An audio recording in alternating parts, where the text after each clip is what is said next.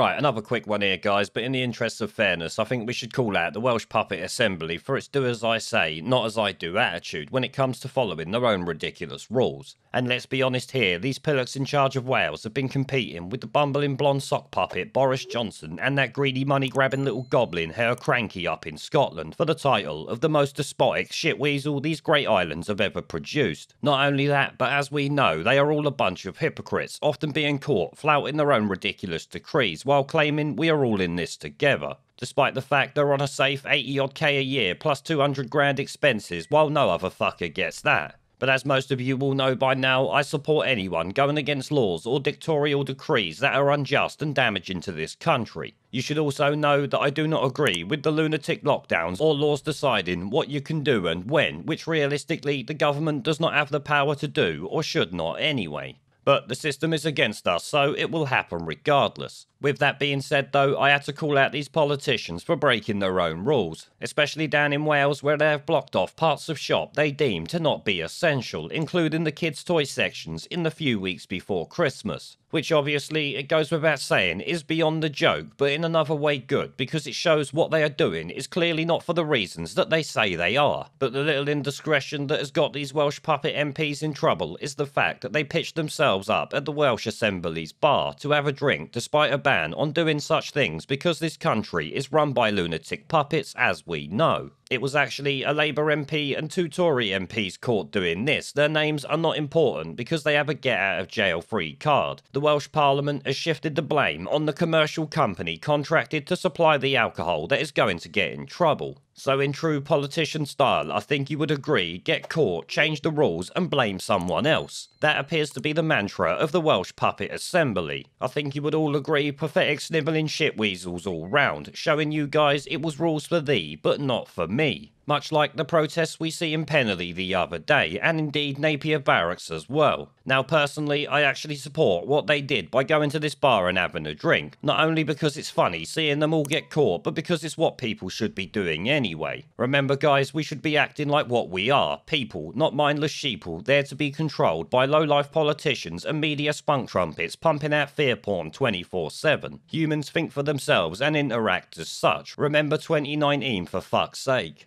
There is a pattern consistent throughout history of oppressed people turning on the oppressors, slaves against their owners, the peasantry against the feudal barons, colonies, Mr. Verhofstadt, against their empires, and that is why Britain is leaving.